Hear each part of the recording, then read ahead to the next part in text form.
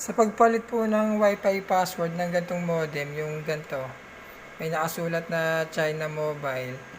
Tapos ang model niya ay H1S-3. Yan. Kapag ganyan yung modem nyo, open nyo lang po yung Google Chrome. I-type nyo po sa search bar yung 192.168.1.1. Tapos dito po sa username, admin, sa password, admin. Small letter lang lahat. So, ayan. Sa network, pindutin nyo po.